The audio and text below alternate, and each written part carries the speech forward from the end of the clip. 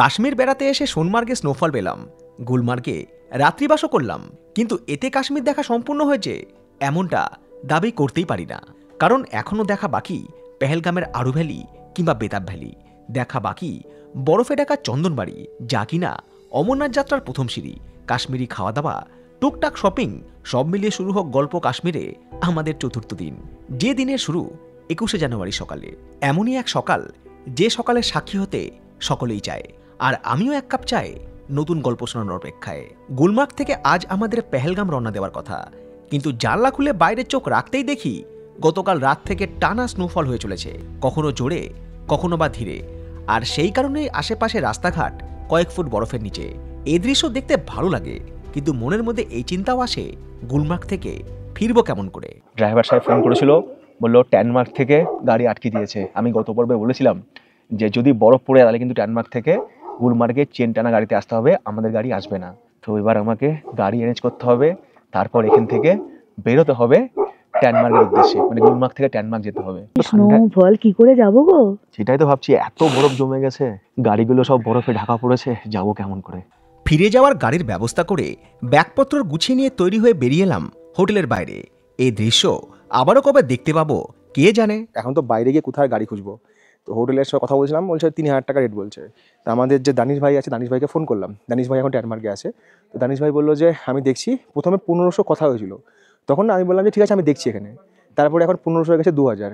তো ওই যে গাড়িটা ট্যানমার্গ থেকে আসবে এখানে, সবাইকে এখানে নামাবে টুরিস্টদেরকে, তারপরে হোটেলের সামনে আসবে, তারপরে এখান থেকে আমরা বেরোবো। মোটামুটি ট্যানমার্গ থেকে এখানে আসতে তাও মোটামুটি 1 ঘন্টার মতো লাগবে সবাইকে নামিয়ে টামিয়ে। তো সেই 1 ঘন্টা আর কি আমরা হোটেলের সামনে একটু বরফে খেলা করছি। ঘণ্টাখানেক সময়ের ব্যবধানে নিজেকে পুরোপুরি উজাড় করে দিলাম বরফের রাজ্যে। যেদিকে তাকাই শুধুই বরফ, সঙ্গে লাগাতার তুষারপাত। গুলমার্গে না থাকলে এই মুহূর্তগুলো হয়তো আসতো না আর কোনোদিনই। যারা ট্যুরিস্ট তারা কিন্তু সবাই বেরিয়ে এসছে এই সুন্দর মুহূর্তগুলোকে এনজয় করার জন্য, এই স্নোফলকে এনজয় করার জন্য। কারণ এরকম স্নোফল মানে ভাগ্য ছাড়া মেলে না। এত স্নোফল, এত স্নোফল, খানিকক্ষণ এখানে দাঁড়াই পুরো বরফে ঢাকা পড়ে যাব। ওই পাইন গাছের ফাঁক দিয়ে সূর্য কখনো উঁকি দিচ্ছে, কখনো ডুবে যাচ্ছে মেঘে। পাহাড়ি কাকগুলো কাকা করে ডাকছে ঠান্ডায়, আর কোনো কিচ্ছুর দেখা নেই। স্নোফলটা না বিভিন্ন ডিরেকশানে হচ্ছে, কখনো এদিক থেকে হচ্ছে, কখনো ওই দিক থেকে আসছে। তবে উইন্টার কাশ্মীর যারা ট্রিপ করছেন ডিসেম্বর, জানুয়ারি, ফেব্রুয়ারি, তারা কিন্তু গুলমার্গে একটা রাত অবশ্যই নাইট স্টে করার চেষ্টা করবেন। আমি যে ট্যুরিজমের সাথে এসেছি তার তো নাম্বার দিয়ে দিয়েছি, তাদের সঙ্গে যোগাযোগ করে নেবেন এবং সেই রকম আপনারা প্যাকেজ করে নেবেন। একটা রাত গুলমার্গ, একটা রাত সোনমার্গ, পেহেলগাম এখানে থাকুন। শ্রীনগরে খুব বেশি থেকে লাভ নেই, শ্রীনগর শহর এলাকা, তাহলে এরকম ভাইবসটা পাবেন না। 4 দিন যদি কাশ্মীরে আপনি ঘোরেন, আমরা তো মাত্র 4 দিন থাকবো কাশ্মীরে, 4টে দিনই আপনার একদম কি বলবো 16 কলা পূর্ণ হয়ে যাবে, এরকম ব্যাপার। প্রত্যেক বছর কিন্তু এরকম বড় পড়ে না, মানে এই বছরটা কাশ্মীরের একটা সেরা বছর ছিল, যে বছর প্রচুর স্নোফল হয়েছে। 2023 হয়েছিল, 2025 হয়েছে, 2024 কিন্তু আমি এরকম বরফ পাইনি। আবার 26 হবো কিনা আমি জানি না। গাড়িতে তোমার নাম লিখে দেব। যারা ট্যুরিস্ট তারা কিন্তু হোটেল থেকে ব্যাগ নিয়ে চেক আউট করছে, কারণ যেহেতু এখানে চেক আউটের টাইম বেলা 11টা, 10টা বেজে গেল। গাড়ির চাকায় দেখুন চেন বাঁধা রয়েছে, চেন বাঁধা না থাকলে কিন্তু এই রাস্তায় গাড়ি চলবেই না। সময় সকাল 10:20 ট্যানমার্গ থেকে চলে এসছে গাড়ি। এই গাড়ি করে আমরা এবার রওনা দিলাম হচ্ছে গুলমার্গের দিকে। রাস্তা ক্লিয়ার আছে, বরফ আছে প্রচুর, কিন্তু রাস্তাটা এমনি ক্লিয়ার আছে, রাস্তাটুকু ক্লিয়ার করে দিয়েছে। এক রাতের পর কত কিছুই পাল্টে যায়। এর আগের দিন এই পথ ধরেই গিয়েছি, সেই দৃশ্য আর 12 ঘন্টা পরের দৃশ্য পুরোপুরি আলাদা। আমাদের গাড়ি খুব সাবধানে চলেছে গুলমার্গ থেকে ট্যানমার্গের পথে তার 10 কিলোমিটার দূরত্ব অতিক্রম করতে। আর স্নোফল হয়ে যাওয়া মানেই এই রাস্তায় জ্যাম অবশ্যম্ভাবী।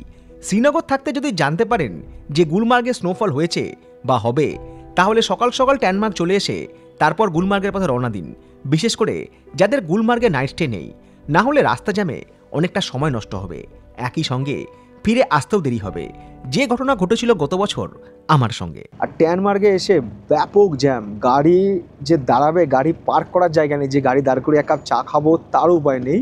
এমনিতে 11টা বেজে গিয়েছে, প্রচুর ট্যুরিস্ট বেরিয়ে পড়েছে।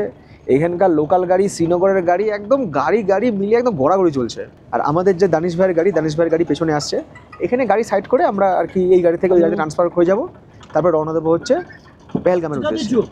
সময় ঘড়ি বলছে 11:10, আমরা ছেড়ে দিলাম ওই গাড়ি। আর ট্যানমার্গের টেম্পারেচার বলছে এখন 3 ডিগ্রি, আকাশ মেঘলা, চারিদিকে ভালোই ঠান্ডা। 3 ডিগ্রি মানে ভালোই ঠান্ডা। আর এই পর্যন্ত আসতে, মানে গুলমার্গ থেকে ট্যানমার্গ পর্যন্ত আসতে ওই গাড়ি নিল হচ্ছে আমাদের 2000 টাকা। ওই 1 ঘন্টা কাছাকাছি সময় লাগলো। ট্যানমার্গ থেকে আমরা পেহেলগামের দিকে রওনা দিয়েছি। এখানে দেখা হয়ে গেছে আমাদের সোহেল ভাইয়ের সঙ্গে।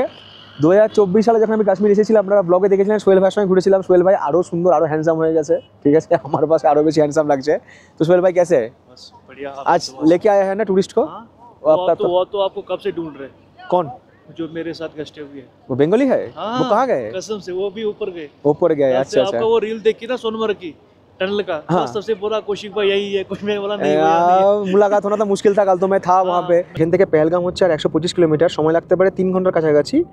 আর এক্সপেক্টেড অ্যারাইভেল টাইম হচ্ছে দুপুর 2টো, 2:30 3টে বেজে যেতে পারে, মাঝে দাঁড়াতে হয়। আর লাঞ্চ তো আজকে বাইরেই করতে হবে।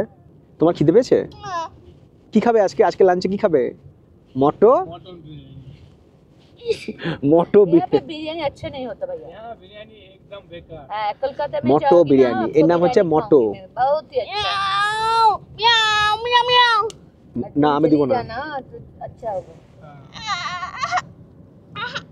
ভেবেছিলাম একটানা বেরিয়ে যাব, কিন্তু ভুলতে বসেছিলাম যে বেড়ানোর সঙ্গে শপিংয়ের একটা অনবদ্য সম্পর্ক রয়েছে। বিশেষ করে ম্যাডাম জি যখন সঙ্গে রয়েছে, অগত্যা থামতে হলো এই রাস্তায় অবস্থিত বেশ কয়েকটা দোকানের একটাতে। দোকানি বোঝাতে লাগলো কোনটা শাল, কোনটা পশমিনা, কী বা তার দাম, কী বা কোয়ালিটি। কি বুঝলাম জানি না, তবে সব কিছুতেই আচ্ছা আচ্ছা করে গেলাম। এই হচ্ছে 100 টাকার শাল, 1400। बहुत गर्म रहता है, इसमें आपको कलर ऑप्शन भी। আর কোয়ালিটি বোঝাতে বোঝাতে পরিস্থিতি এমন জায়গায় এসে পৌঁছালো যে দোকানদার পশমিনাতে আগুন লাগিয়ে প্রমাণ করলো কোয়ালিটি কারে কয়। এইসব নিয়ে আমি টেনশন করিনি, তবে আতঙ্কিত ছিলাম ম্যাডামের বার্গেনিং নিয়ে। আমাদের ম্যাডাম এখানে পশমিনা দেখলো, শাল দেখলো, বার্গেনিং করলো, ওর দামে পছন্দ হলো না, সাংঘাতিক বার্গেনিং করে। এবার ও গেল সোয়েটার দেখতে, পছন্দ হলো না, প্রচুর দাম। চলো লেটস গো। এক দোকান থেকে দাম দর করে বেরিয়ে এসে আবারও পরবর্তী দোকানে গিয়ে দাম দর করার পর ম্যাডাম বুঝলো আগের দোকানে দাম ঠিকই বলেছিল। ওই দোকান ছেড়ে এলো, ওখানে দাম কম ছিল। একটা দোকানে দেখলো এখানে এসে এখানে দাম বেশি।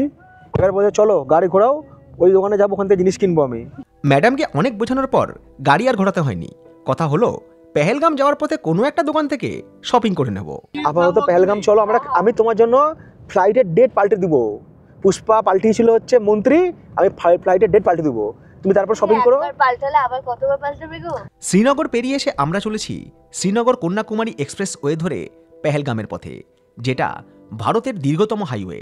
সময় ঘড়ি বলছে বেলা 12:45। আমরা শ্রীনগর পার করে চলে এসেছি। এই মুহূর্তে রয়েছে জম্মু শ্রীনগর হাইওয়েতে। যখন বরফ পড়ে তখন এই রাস্তার দুপাশে, রেলপথের দুপাশে পুরো সাদা হয়ে থাকে। আগে দেওয়া কথা মতোই ম্যাডাম রাস্তার ধারেই একটা দোকানে নেমে গেল শপিং করতে। আর সেই সময়টা আমি আর পল ব্যস্ত হয়ে পড়লাম ক্রিকেট খেলতে। যদিও এই ক্রিকেট খেলা বেশিক্ষণ চলেনি।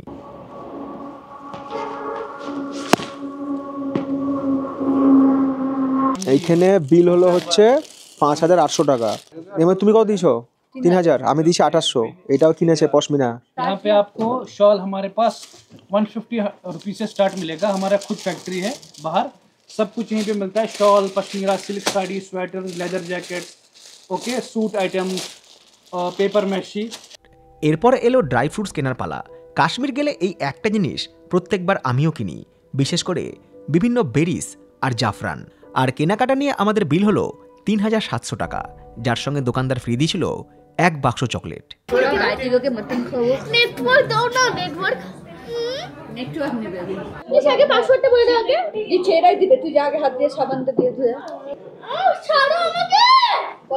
পরবর্তী বিরতি লাঞ্চ ব্রেকের। এই রাস্তায় বেশ কিছু রেস্তোরাঁ রয়েছে যেখানে ভেজ এবং ননভেজ দুই ধরনের খাবার দাবার পাওয়া যায়। এমনিতেও লাঞ্চ আমাদের প্যাকেজে ছিল না, তাই হোটেল পৌঁছানোর আগে সেই কাজটাও সেরে ফেললাম। কেমন taste? Kashmiri chicken kanti, butter naan আর চিকেন তন্দুর সব মিলিয়ে পেট ভরপুর।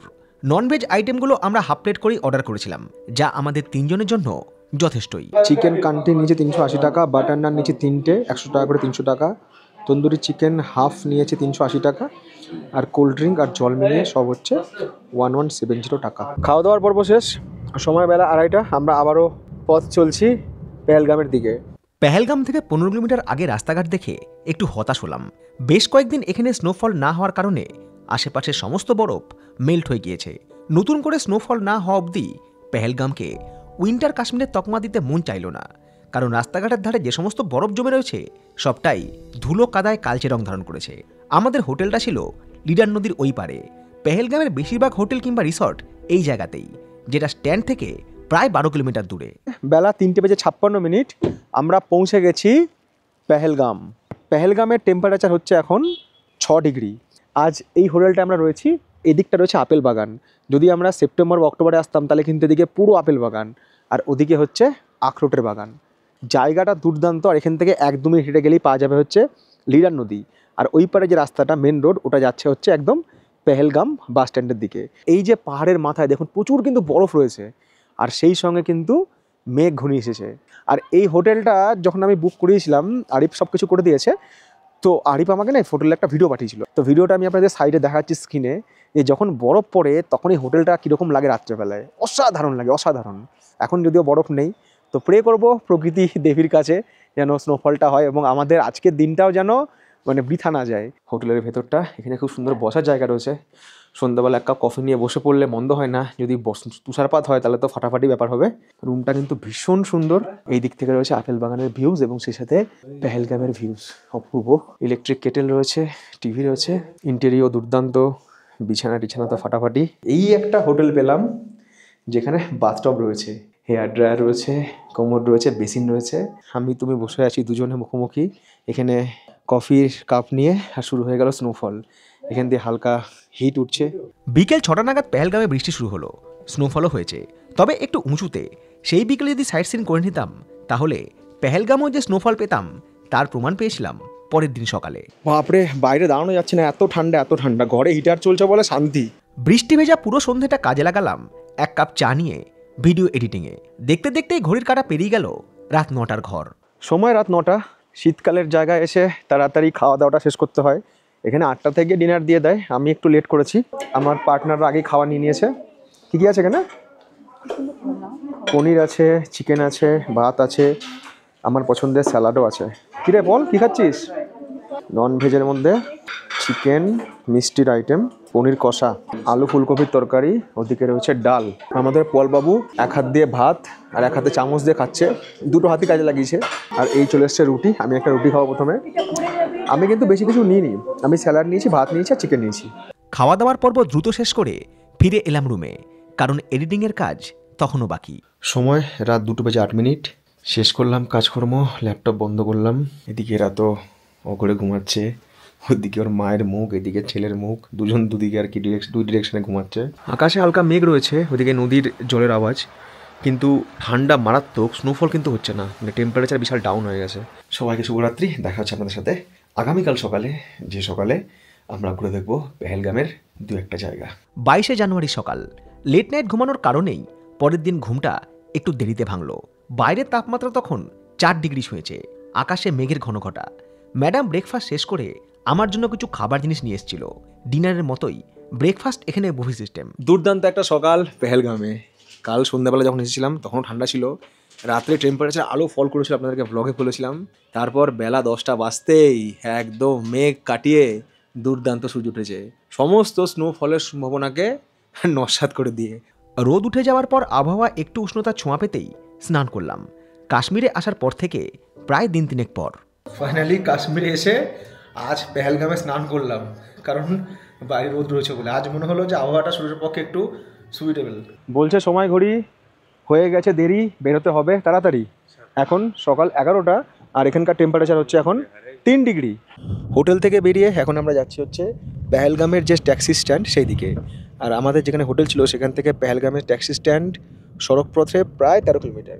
পেহেলগামের সাইট সিন করার ক্ষেত্রে কেন ট্যাক্সি স্ট্যান্ডের কথাটা বারবার বলছি সেটা এবারে পরিষ্কার করি। আপনারা বছরের যে কোনো সময় আসুন না কেন, আপনারা শীতকালে আসুন বা গরমকালে বা বর্ষাকালে, শ্রীনগর থেকে পেহেলগাম পর্যন্ত আপনার গাড়ি আসবে, শ্রীনগরের গাড়ি।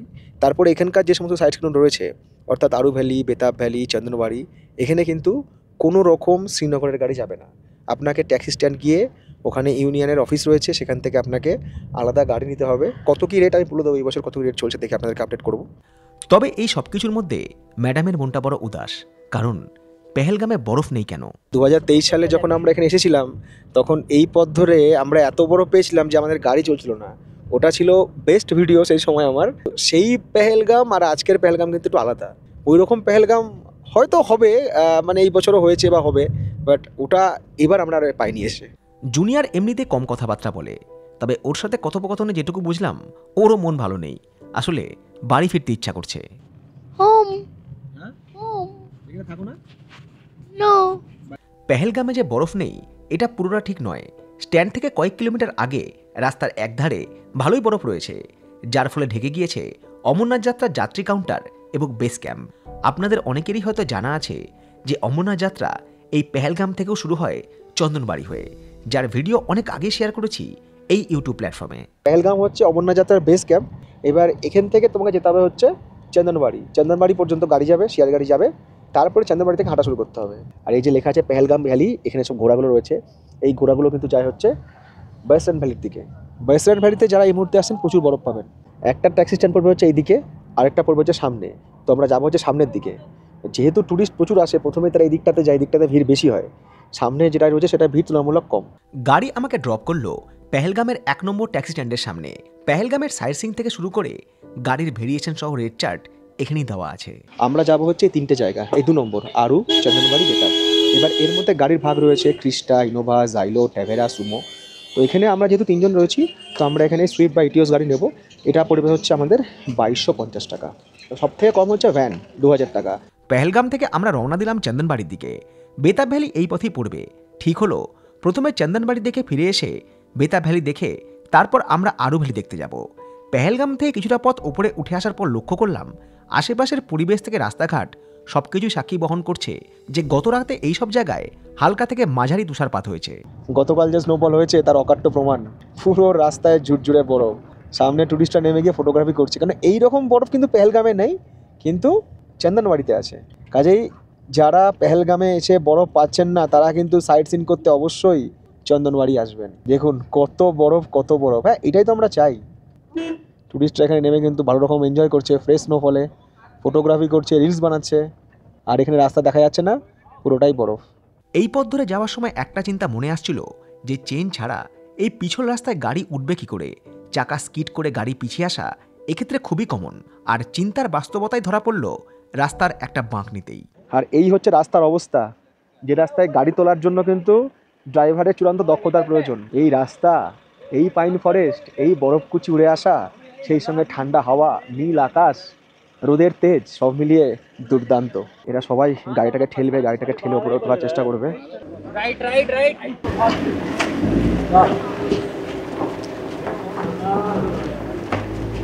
তুলে ফেলেছে গাড়ি। চাকায় চেন লাগালে এই সমস্যাগুলো হয় না, চাকায় চেন লাগালে এই সমস্যাগুলো হয়। আর এই যে এই রাস্তায় হাঁটাও কিন্তু একটু চাপ আছে, কারণ যখন তখন কিন্তু পা পিছলাতে পারে। যাক, ওই গাড়ি উঠে গেছে, আমি একটু ফ্রেশ স্নো তুলে নিই। একদম ফ্রেশ, আমাদের ধরে রাখা যাচ্ছে না, এত ঠান্ডা, এত ঠান্ডা। চন্দনবাড়ি হচ্ছে এখনও 4.5 কিলোমিটার, শেষনাগ 16.5, আর অমরনাথ গুফা হচ্ছে এখান থেকে এখনও 36.5 কিলোমিটার। আরও একটু উপরে উঠে আসার পর নজরে এলো পর্যটকরা রাস্তার একধারে গাড়ি দাঁড় করিয়ে বরফ নিয়ে ফটো তুলছে। মন যদিও বলছে এর থেকেও বেশি বরফ অপেক্ষা করছে আগামী গন্তব্যে। আমরা প্রায় পৌঁছে গেছি চন্দনবাড়ি, আর 1 কিলোমিটার। আর সামনে লেখা আছে ওয়েলকাম টু ইয়াত্রিস অমরনাথ যাত্রা বেস ক্যাম্প চন্দনবাড়ি। চন্দনবাড়ি থেকে যে অমরনাথ যাত্রা শুরু হয় তার যে বেস ক্যাম্প সেটা কিন্তু এখানেই রয়েছে। এর আগে ব্লগে আপনাদেরকে দেখিয়েছি এই জায়গাটা যখন যাত্রা হয়। এখন একবার শীতকালে দেখুন যে কীরকম দেখতে হয় এই জায়গার দৃশ্য। সব দেখুন বরফে ঢাকা। আমার মনে আছে এই জায়গা থেকে লাঠি নিয়েছিলাম, লাঠি নিয়ে যাত্রা শুরু করেছিলাম। ওই যে চেক পয়েন্ট, ওখানে চেকিং হয়েছিল, তারপর এখান থেকে যাত্রা শুরু। সেই সময় কীরকম থাকে আর এর সময় কীরকম থাকে লেখা আছে শ্রী অমরনাথজি যাত্রা 2024। এরপর এটা পাল্টে 2025 হবে। অমরনাথ যাত্রা নিয়ে কথা হতেই আমাদের ড্রাইভার সাহেব বলল যে এই জায়গা থেকে অমরনাথের গুহা পর্যন্ত বড় রাস্তা তৈরি হচ্ছে, অর্থাৎ আগামী 2 বছর পর এই জায়গা থেকে সরাসরি গাড়ি নিয়ে পৌঁছে যাবে অমরনাথ গুফার সামনে। কেদারনাথও আর কি রোপওয়ে তৈরি হচ্ছে শুনেছি আমি। তো কেদারনাথের রোপওয়ে তৈরি হয়ে গেলে তখন আর হেঁটে উঠতে হবে না। আমরা আসি যাত্রা করতে, ঠিক আছে, আমাদের মনের তেসাল্লির জন্য আমরা মনে করি যে এই জায়গায় আসলে আমরা ঈশ্বরের কাছে পৌঁছাতে পারবো। এটা একটা অ্যাডভেঞ্চার, এটা একটা ভক্তি, ভক্তির টান, সব ঠিক আছে। কিন্তু ভক্তি যদি সত্যি মন থেকে থাকে, অনেকে তো আছেন যারা আসতে পারেন না বয়সের কারণে, সময়ের কারণে, আর্থিক কারণে, তাদের জন্য বলবো যে কখনো মন খারাপ করবেন না। কারণ যদি সত্যি আপনার ভক্তি থাকে, আপনার ঘরের যে আরাধ্য দেবতা সেখানে মাথা রাখাই ঈশ্বর হয়তো মন ভরে আশীর্বাদ করবেন। আমাদের গাড়ি এসে দাঁড়ালো চন্দনবাড়ির কার পার্কিংয়ে। চারিদিকে বরফ দেখে মনটা আবারও চনমনে হয়ে গেল। সময় বেলা 12:12 আমরা পা রাখলাম চন্দনবাড়িতে। চারিদিকে প্রচুর বরফ, একটু সাবধানে হাঁটতে হবে। আর এখানে নামার পর স্লেজ বালারা আসবে, তারা বলবে আপনারা স্লেজে করে যাবেন কিনা এই পয়েন্টে ওই পয়েন্টে। যেখানে গাড়ি আপনাকে নামাবে সেখান থেকে যেখানে বরফ প্রচুর রয়েছে, মানে যেখানে গিয়ে আপনারা অ্যাক্টিভিটি করবেন, সেটা কিন্তু বেশ খানিকটা হাঁটা পথ। তো এই পথটুকু যাওয়ার জন্য কিন্তু আপনারা এখানে এই যে স্লেজ টাইপের গাড়িগুলো রয়েছে এগুলো নিতে পারেন। আর যদি মনে হয় আপনাদের সঙ্গে ভালো জুতো নেই, মানে বরফে হাঁটার মতো, সেক্ষেত্রে কিন্তু আপনারা এখানে জুতোও ভাড়া নিতে পারেন। দেখুন জুতো ফুতো এখানে রাখা রয়েছে। আর খাওয়া দাওয়ার কথা যদি বলি, এখানে দোকানপাট রয়েছে, ম্যাগি, চা, কফি সবই আপনারা মোটামুটি এখানে পেয়ে যাবেন। মনে হচ্ছে একটা বিদেশের কোনো পাহাড়ি গ্রামে এসেছি। গুলমার্গ সোনমার্গের থেকে যেটা আলাদা, মানে সে অর্থে এই জায়গাটা তো আধুনিক নয়, এখানে ফোনে নেটওয়ার্কও নেই। এখানে ভুট্টার দাম আছে 50 টাকা, রেট এখানে ঠিকঠাকই আছে। অনেক ট্যুরিস্ট রয়েছেন যারা একদিনের জন্য পেহেলগাম ট্যুর করেন। শ্রীনগর থেকে পেহেলগাম পৌঁছে ট্যাক্সি স্ট্যান্ডে নেমে ঘোড়া নিয়ে তারা চলে যান বাইসারান ভ্যালি কিংবা মিনি সুইজারল্যান্ড। তাতে সময় এবং এনার্জি দুটোই খরচ হয়। আমার পরামর্শ, পেহেলগাম পৌঁছে আগে আপনারা চন্দনবাড়ি, বেতাব ভ্যালি, আরু ভ্যালি এইগুলো দেখে নিন। 3 জায়গাতেই 3 রকম সৌন্দর্য উপভোগ করতে পারবেন, বিশেষ করে যারা উইন্টার কাশ্মীর প্ল্যান করছেন। এই জায়গাতে প্রফেশনাল ক্যামেরাম্যানরাও রয়েছে যারা এই রকম প্রাকৃতিক পরিবেশে আপনাদের গ্রুপ ছবি কিংবা কাপেল ফটো তুলে দেবে। আপনারা এই জায়গায় আসতে পারুন, চাই না পারুন, আগে আসুন বা পরে আসুন, আজকের এই ব্লগে আপনাদের অনুভূতি হবে যে আপনারাই হয়তো নিজেরা এই জায়গায় আর কি আসছেন বা এসেছেন। এই হচ্ছে অমরনাথ যাত্রার রুট ম্যাপ। আমরা যদি পেহেলগাম থেকে শুরু করি, পেহেলগাম থেকে চন্দনবাড়ি পর্যন্ত গাড়ি আসবে 16 কিলোমিটার। তারপরে আমাদের উঠতে হচ্ছে পিশু টপ, তারপরে জোহিপল, এইদিকে রয়েছে শেষনাগ। এই শেষনাগে হচ্ছে প্রথম নাইট স্টে হবে। তারপর এমজি টপ সব থেকে উঁচু, এমজি টপ থেকে পোষপাত্রী হয়ে আমরা চলে আসবো হচ্ছে পঞ্চতারিণী। এই পঞ্চতারিণীতে হেলিপ্যাড রয়েছে এবং এখানে কিন্তু সমস্ত টেন্টগুলো রয়েছে। এই পঞ্চতারিণী থেকে কিন্তু চলে যেতে হবে হচ্ছে হোলিকেপ, যেটা হচ্ছে সমুদ্র বিশ্ব থেকে 13,500 ফুট ওপরে। আর বালতালের দিক থেকে যে রাস্তাটা আসবে সেটা কিন্তু এখানে এসে মিশবে। এখান থেকে হোলিকেপ হচ্ছে 32 কিলোমিটার আর শেষনাগ হচ্ছে 12 কিলোমিটার। বড়রা তো বটেই, সেই সঙ্গে দেখুন বাচ্চারাও কিন্তু চূড়ান্ত এনজয় করছে। বাচ্চারাও কিন্তু বরফে শুয়ে পড়ে ছবি তুলছে। এদিকে বরফ কিন্তু বেশ পুরু, হাঁটতে একটু কষ্ট হবে। আপনার ভিডিওই দেখে এসেছি। আর আরে কদিন আগে দেখলাম আমরা গঙ্গাসাগর মেলায়, গঙ্গাসাগর না, বলছি, কুম্ভ মেলায়। কুম্ভ মেলাতে কেমন লাগছে এই জায়গায় এসে বলুন। দারুণ স্বর্গ। আপনারা পেহেলগামে কি ছিলেন না? পেহেলগামে নাইট স্টে করেছিলেন? পেহেলগাম থেকে পেহেলগামে তো স্নো পাননি? না, বলছে 6 দিন আগে হয়েছে। 6 দিন আগে হয়েছে। কালকে এইদিকে স্নোফল হয়েছে, এইদিকে সমস্ত ফরেস্ট স্নোফল। কিন্তু যে যাই বলুক এখানে আসলে কিন্তু পয়সা শোধ। রাস্তাতেই যা ভিউ আছে, রাস্তাতে প্লাস এখানে যা বরফ রয়েছে, ভিড়টাও সেরকম নেই, কিন্তু এখানে কিন্তু দুর্ধর্ষ জায়গা। আপনার ভিডিওগুলো সব খুব দারুণ লাগে। Thank you. আপনি পুরো ডিটেইলসে বলেন একদম। এই যে দর্শক বন্ধুরা দেখা হলে বলে আপনার ভিডিও দেখে এসেছি, এইটাতে মনটা ভরে যায়। মনে হয় এই পরিশ্রম, এই অ্যাডভেঞ্চার সত্যি সার্থক। একজন ট্রাভেল ব্লগারের জীবনে কি আর চাই।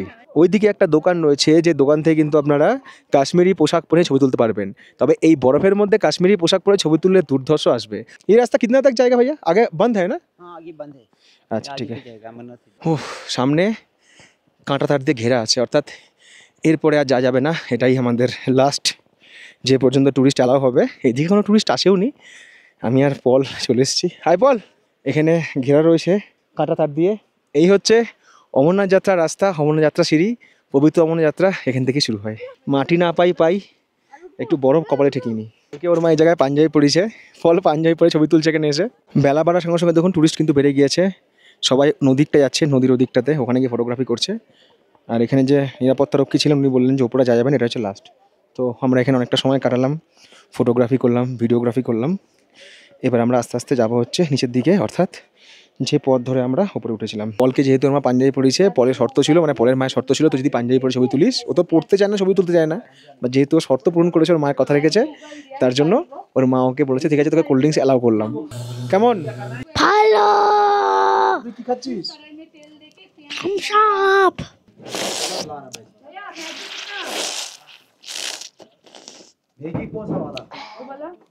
কি খাচ্ছিস এটা? কোকা কোলা না কি বলিস তুই? কচকল। পাপসি। ওকে কিনে দিতে হয় না, ও নিজে নিয়ে নিয়েছে। পাপসি। পাপসি। ট্যাক্সি পার্কিং থেকে যাওয়া, ফিরে আসা আর ফটো তোলা সব মিলিয়ে কেটে গেল ঘন্টাখানেক সময়। যাতায়াত ছাড়া প্রত্যেকটা ট্যুরিস্ট স্পটে 1 ঘন্টা করে সময় বরাদ্দ করা হয়েছে যারা আমারই মতো রেন্টের ট্যাক্সি নিয়ে সাইট সিংয়ে আসছেন। চন্দনবাড়ি দেখে আসার পর পেহেলগামের সাইট সিংয়ে আমাদের পরবর্তী দ্রষ্টব্য বেতাব ভ্যালি। সময় বেলা 1:45 আমরা পৌঁছে গেছি বেতাব ভ্যালি। বেতাব ভ্যালিতে যাওয়ার জন্য টিকিট রয়েছে, আর এখানেও জুতো ভাড়া পাওয়া যাচ্ছে। চাইলে আপনারা এখান থেকে জুতো ভাড়া করতে পারেন, কারণ ভেতরে প্রচুর বরফ রয়েছে। আমাদের বড়দের টিকিট পড়লো হচ্ছে 100 টাকা, আর পলের হচ্ছে 50 টাকা। টোটাল লাগলো হচ্ছে আমাদের 250 টাকা। তবে এবার কিন্তু এখানে বরফ কম, আগে হয়তো পড়েছিল, এখন বরফ কম। তবে যেহেতু জায়গাটা নিচু, তো চন্দনবাড়ির মতো উঁচু নয়, তার জন্য হাওয়া দিচ্ছে, আর পাশ দিয়ে নদী, আর ঠান্ডা লাগছে। স্লেজ গাড়ি রয়েছে, স্লেজ গাড়ি করেও আপনারা যেতে পারবেন। এখানে পাবলিক টয়লেট রয়েছে, pay and use toilet. Betaab valley থেকেও মাথাপিছু 500 টাকা খরচ করে ঘোড়ায় চেপে কাছে পিঠে কয়েকটা জায়গা ঘুরে আসা যায়, যার মধ্যে ছোটোখাটো একটা ওয়াটারফলসও রয়েছে। যদিও আমরা সেই পথে যাইনি, কারণ বেতাব ভ্যালি এমনিতেই একটা বড় জায়গা, ঘুরে দেখতে সময় লাগে। তবে আকর্ষণের কেন্দ্রবিন্দু সেই বরফ। চারিদিকে সব সুন্দর সুন্দর গাছগুলো, তার মধ্যে মধ্যে সব বরফ পড়ে আছে। পর্যটকরা প্রচুর এনজয় করছে, বিশেষ করে যে গাছের ছায়াগুলো না দারুণ লাগছে। আর ওখানে যে ড্রেসগুলো রেন্ট পাওয়া যাচ্ছে, এই ড্রেসগুলো পরে কিন্তু আপনারা কাশ্মীরি স্টাইলে ছবি তুলতে পারবেন। এই জায়গাটায় পৌঁছানোর পর মনে একটা দুর্দান্ত শান্তি হবে। এত বড় জায়গা, এত বরফ, ছবি তোলার লোকেশন দারুণ। চারিদিকে বরফ পড়ে আছে। বরফটা আরেকটু পুরু হলে ভালো হতো, আরেকটা ভালো মতো স্নোফল হলে আরও একটু ভালো লাগতো। তখন এই গাছগুলো একদম, এখন তো গাছের গোড়াগুলো দেখা যাচ্ছে, তখন গাছের গোড়াগুলো সব ঢেকে যেত। ওই বরফে আবার ঘোরার মজাই আলাদা, প্লেসগুলো চলে। আর জায়গাটা অনেকটা বড়, ঘুরে দেখতে সময়ও লাগবে। এমনি যারা ট্যাক্সি নিয়ে আসছেন তাদেরকে 1 ঘন্টা করে সময় দেয়। তো কী বলবো, এই জায়গায় এসে 1 ঘন্টা অনেক কম পড়ে যায়। ইচ্ছা করে এখানে সারাদিন থাকি, প্রচুর ভিডিওগ্রাফি করি, প্রচুর ফটোগ্রাফি করি। ভিডিওগ্রাফি করে তো শেষ হবে না। বিশেষ করে যারা কাপেল আসছেন, সদ্য বিয়ে করার পর বা বিয়ে করে হানিমুন আসার প্ল্যান করছেন, বা বিয়ে না করে হানিমুনে আসার প্ল্যান করছেন, তারা আসুন, মানে ভালো লাগবে। শীতকালের কাশ্মীর সত্যি অন্যরকম। যখন উত্তরবঙ্গে যাই তখন যখন কাঞ্চনজঙ্ঘাকে দেখি, যখন কাঞ্চনজঙ্ঘা দেখে আমরা বোর হই না কখনো, আরে কাঞ্চনজঙ্ঘা আবার দেখতে পেয়েছি, ওই দেখা যাচ্ছে, ওই ব্যাপারটা কিন্তু এখানেও আছে। যেখানে টুরিস্ট স্পট সেখানেই দোকান, আর দোকান মানে হচ্ছে কিছু না কিছু খাওয়া দাওয়া। তো সেই খাওয়া দাওয়া এখানেও চলছে। তবে একটা অদ্ভুত কম্বিনেশন, বরফের মধ্যে মশলা ডোসা। ম্যাডাম নিয়েছে মশলা ডোসা, আমি নিয়েছি কফি। সময়বেলা 3:04। আমরা বেতাব ভ্যালি দেখা শেষ আমাদের। এবার আমরা রওনা দিলাম হচ্ছে আরু ভ্যালির উদ্দেশ্যে। আরু ভ্যালি দেখেই কিন্তু আমাদের পেহেলগামের লোকাল সাইটিং শেষ হবে। তারপরে আমরা লাঞ্চ করবো, লাঞ্চ করে আমরা রওনা দেবো হচ্ছে শ্রীনগরের উদ্দেশ্যে। লিডার নদীকে একপাশে রেখে এবার আমরা চলেছি হচ্ছে আরু ভ্যালির দিকে। এই আরু ভ্যালিও কিন্তু পেহেলগাম থেকে যে ট্যাক্সি স্ট্যান্ড, ওখান থেকে প্রায় 15 কিলোমিটার দূরে। মানে এখানেও কিন্তু আপ ডাউন আপনার 15-30 কিলোমিটার। মানে এই পুরো দিনের সাইড সিনে অনেক জায়গায় ঘুরতে হবে, সময় লাগবে। খুব স্নোফল হলে কিন্তু আরু ভ্যালির রাস্তা বন্ধ হবে, চন্দনবাড়ির রাস্তাও বন্ধ হয়ে যাবে। তখন বেতাব ভ্যালির উদ্দেশ্যে শুধু গাড়ি যাবে। তখন আপনাকে একটাই জায়গা কভার করতে হবে। অনেকে ওইখানে চলে গিয়েছে, ওখানে গিয়ে ভিডিও শ্যুট করছে। অপূর্ব অপূর্ব winter Kashmir, just like a heaven. এটা হচ্ছে আরু ভ্যালিতে ঢোকার এন্ট্রি ফি। আরু ভ্যালি এখান থেকে 8 কিলোমিটার এখনও। এখানে নিল হচ্ছে পার পার্সন 25 টাকা করে। পলেরটা নেয়নি, আমাদের দুজনে 25 টাকা, 25 50 টাকা। যাত্রাপথের উচ্চতা বৃদ্ধির সঙ্গে সঙ্গে প্রাকৃতিক সৌন্দর্য অনবদ্য। রাস্তার ধারে তো বটেই, এমনকি পাহাড়ের মাথাতেও বরফ জমে রয়েছে। পাহাড়ের মধ্যে পাইন গাছগুলো কে যেন সযত্নে বরফের ওপরে একটার পর একটা সাজিয়ে দিয়েছে। ইচ্ছে হচ্ছিল সঙ্গের 2 সহযাত্রীকে এই দৃশ্য দেখাই, কিন্তু সারাদিনের ক্লান্তি তাদের অচিরেই নিয়ে গেছে ঘুমের দেশে। তাই তাদের আর ঘুম ভাঙানোর চেষ্টা করলাম না। ঘুম। তবে এই আরু ভ্যালি আসার পথে আমার একটা কথাই মনে হচ্ছে, এবার যেমন হোটেল নিয়েছিলাম গুলমার্গে, নেক্সট বার যখন উইন্টার কাশ্মীরে আসবো আমি আরু ভ্যালিতে হোটেল নেব। অপূর্ব জায়গা, অপূর্ব। এখানে একটা রাত থাকতে পারলে মনে হবে হ্যাঁ সত্যি একটা রাত কাটালাম। এখানেও রিসর্ট রয়েছে, খুব বেশি নেই তবে রয়েছে। আর বাইরে যে হাত রাখছি, বাপরে বাপ, হাত অবশ হয়ে গেছে, এত ঠান্ডা এত ঠান্ডা। তবে এই যে রাস্তাটা রয়েছে, এইসব রাস্তায় কিন্তু বরফ থাকে, এগুলো হয়তো ক্লিয়ার করেছে। যেদিকে তাকাচ্ছি শুধু বরফই বরফ, সাদা বরফ, নীল আকাশ, তার মধ্যে দিয়ে মেঘেদের ভেসে বেড়ানো। সত্যি দুর্দান্ত। পরের বারে সেখানে থাকবোই থাকবো। সময় বিকেল 3:33। আমরা পৌঁছে গেছি আরু ভ্যালি। আরু ভ্যালিতে এই পর্যন্ত গাড়ি আসবে, এখানে হচ্ছে গাড়িগুলোর পার্কিং। আমাদের পল গাড়িতে থেকে গেল, পল আসবে না, আমরাই যাবো আর কি। এবার দেখাই শীতকালে আরু ভ্যালি কীরকম লাগে দেখতে। দেখুন এইরকম হচ্ছে ভ্যালি। রাস্তার ধারে টুকটাক দোকানে খাবার দাবার বিক্রি হচ্ছে, ভেলপুরি টেলপুরি। এখানেও স্লেজ গাড়ি রয়েছে, স্লেজ গাড়ি করে আপনারা ঘুরতে পারবেন। আর সামনে দেখতে পাচ্ছি ঘোড়া, এই ঘোড়াগুলো কিন্তু ওপরে নিয়ে যায়। বাট নিচে যে লেভেলের বরফ রয়েছে, আমার মনে হয় না যে ওপরে যাওয়ার আর হয়তো কোনো প্রয়োজন পড়বে। ওয়েস্টার্ন ভ্যালি বা মিনি সুইজারল্যান্ডের মধ্যে কিন্তু হচ্ছে এই জায়গাটা। অ্যাকচুয়াল মেইন যে জায়গাটা না, মেইন যে ভ্যালিটা, সেটা হচ্ছে ওপর দিকে। এই ওপর দিকে হচ্ছে মেইন জায়গাটা। वैली तो ऊपर है। मालूम है, ভ্যালিটা কিন্তু হচ্ছে ওপরে। कितना लेता है घोड़े का? आपको करेगा रिजनेबल 400 টাকা, 1200 টাকার ঘোড়া দিচ্ছে এখন 400 টাকা, एकदम कम दाम। একদম কম না। আচ্ছা ऊपर वैली में बर्फ है ना बहुत? बिल्कुल बिल्कुल वेरी बहुत ब्यूटीफुल है, आपको घूम के लाएगा और एक घोड़े का डिस्काउंट रेट है। টুরিস্টরা কিন্তু এখানে কি সুন্দর এনজয় করছে। এখানে কিন্তু স্কি করা যাচ্ছে, ফটোগ্রাফি, রিলস, ভিডিও সব এখানে। ভ্যালিতে তো বরফ জমে রয়েছে, প্লাস এই যে পাহাড়গুলো না, পাহাড়ের মাথায় মেঘ, ওই ওপরে যে চূড়ায় মেঘ না, ওখানে কিন্তু স্নোফল হচ্ছে। আমরা চলে এসেছি সেই পার্কের সামনে। এটা হচ্ছে ক্যাফেটেরিয়া পার্ক। এখানে এন্ট্রি ফি রয়েছে, বড়দের 30 টাকা, বাচ্চাদের হচ্ছে 15 টাকা। টাইমিং হচ্ছে গরমকালে সকাল 8টা থেকে সন্ধ্যে 7টা পর্যন্ত, শীতকালে হচ্ছে সকাল 9টা থেকে বিকাল 5টা পর্যন্ত। শীতকাল ছাড়া বছর অন্যান্য সময় যখন বরফ টরফ থাকে না, দেখুন এই জায়গাটা কীরকম লাগে, পুরো গ্রিনি কাশ্মীর। এই দিক দিয়ে সোজা রাস্তা দিয়ে আপনাকে উঠতে হবে হচ্ছে ওপরে। ওই যে পাইন গাছে ঘেরা জায়গাটা, ওখানে একটা বিশাল ভ্যালি রয়েছে, ওটা কিন্তু হচ্ছে আরু ভ্যালি। চাইলে আপনারা হেঁটেও যেতে পারেন, চাইলে আপনারা ঘোরা করেও যেতে পারেন। কাশ্মীরি ড্রেস পরে যারা ফটোগ্রাফি করতে চান তারা ফটোগ্রাফি করতে পারবেন। দুর্দান্ত, দেখুন ছবি তোলার জন্য ভালো জায়গা। আপনারাই বলবেন কোনটা ভালো লাগছে, আরু ভ্যালি না বেতাব ভ্যালি। আর যারা কাপেলে আসছেন তারা কিন্তু এরকম বসার জায়গা রয়েছে যেখানে বসে দুর্দান্ত ছবি তুলতে পারবেন। আর ছবি তোলার জন্য তো অসাধারণ, জাস্ট জায়গাটা দেখুন কি দারুণ লাগছে। এই শীতকালের কাশ্মীরে যে জায়গায় আসছি, প্রত্যেকটা জায়গাতে আপনি মানে নতুন কিছু খুঁজে পাবেন। মনে হবে না যে এই একই বরফ কেন দেখবো, আর বরফ যেন বিভিন্ন জায়গায় বিভিন্ন রকম শেপে। কাশ্মীর ভ্যালিতে বরফ দেখার সঙ্গে সঙ্গে যদি এখানকার পোশাক পরে এই বরফে ছবি তোলা যায় তাহলে ব্যাপারটা মন্দ হয় না। এখানে ড্রেসের জন্য টাকা লাগবে না, বাট ফটোগ্রাফির জন্য হচ্ছে 3টে ছবি 500 টাকা। 500 টাকায় পড়েছিল কাছে, এই 500 টাকাও লেগে গেল। এখানে এসে চুনা। সুস্মিতা বলছে যে তুমি এখানে কাশ্মীরি ড্রেস পরে ছবি তুলো। ঝুমে জো পাঠান মেরি জান মেহফিল হি রুক যায়। স্বামীর পয়সা খরচা হচ্ছে, বউ হাসছে। বাহ। ফটো সেশন শেষ। প্রথমে বলবে সিঙ্গেল তুলুন, তারপরে কাপেলে তুলুন। 3টের জায়গায় 12টা ছবি তুলে দেবে। আর সব ছবিগুলো এমনই হাই রেজলিউশনে, প্রত্যেকটা ছবি পছন্দ হবে। বললাম না আমার 3টে ছবি লাগবে, 3টের বেশি আমি নেবো না। সময় বিকেল 4:17। আমাদের আরু ভ্যালির গল্প শেষ। ওখানে ছবিগুলো তুললাম। ছবিগুলো নিতে হবে, প্রিন্ট আউট হচ্ছে পেহেলগামে গিয়ে। প্রিন্ট আউট নিয়ে কিন্তু ওরা 3টে ছবি 500 টাকা, সফট কপিটা দিয়ে দিয়েছে। প্রিন্ট আউটটা ওখানে গিয়ে নেবো আমরা। বেতাব ভ্যালি কিংবা চন্দ্রবাড়িতে রোদ ছিল বলে আরাম লাগছিল, আর এখানে রোদ নেই, অবস্থা খারাপ, তাই তো? গ্লাভস না পড়লে পুরো শেষ। সময় বিকেল 4:39। আমরা পৌঁছে গেছি পেহেলগামে। এখানে রয়েছে প্যারাডাইস, এখানে করবো হচ্ছে আমরা আমাদের লাঞ্চ। তারপর রওনা দেবো যে শ্রীনগরের দিকে। স্টিম রাইস আর সেই সাথে মাটন রোগান জোশ। ভাতের সাথে মাটনটা কিছু আলাদাই যায়, যে যাই বলুক। ভাত আর সেই সাথে মাটন রোগান জোশ। মাটনটা কিন্তু বেশ ভালো সিদ্ধ হয়েছে। আমাদের পল মাটন করছিল বহু দিন ধরে, মাটন গাই। ফাইনালি ওর আজকে শান্তি। এই যে মাটন রোগান জোশ নিয়েছি, এটা কিন্তু হাফ প্লেটও নেওয়া যায়। হাফে থাকবে হচ্ছে 2 পিস আর ফুলে থাকবে 4 পিস। আর রোগান জোশটা নিয়েছিলাম হচ্ছে 900, 1.5 প্লেট হচ্ছে 900 টাকা। প্লাসমতি রাইস নিয়েছে 130 টাকা। বাটার নান নিয়েছে 80 টাকা 60 টাকা। জল নিয়েছে 20 টাকা। রেটটা এখানে মোটামুটি ঠিকঠাকই আছে। সব মিলিয়ে 1271 টাকা হচ্ছে এখানকার বিল। এই যে আমরা এখানে মাটন খেলাম না, এখানে মাটন মানে কিন্তু হচ্ছে ল্যাম্ব, মানে ভেড়ার মাংস। এখানে মাটন মানে কিন্তু খাসির মাংস নয়। খাওয়া দাওয়ার পর্ব শেষ করে আবারও পথ চলা শুরু পেহেলগাম থেকে শ্রীনগরের পথে। এবার একটু অন্য প্রসঙ্গে কথা বলি। দীর্ঘদিন ধরে ভিডিও দিতে পারিনি, কারণ গত 15ই ফেব্রুয়ারি জাপান ট্রিপ সম্পূর্ণ করে ফিরলাম। যারা আমার ইনস্টাগ্রামে রয়েছেন তাদের প্রতিদিনই কিছু না কিছু আপডেট দিয়েছি। যাই হোক, জাপান সিরিজের নতুন গল্প নিয়ে ফিরব খুব তাড়াতাড়ি। এই কথা দিয়েই আজকের পর্ব এখানেই শেষ করছি।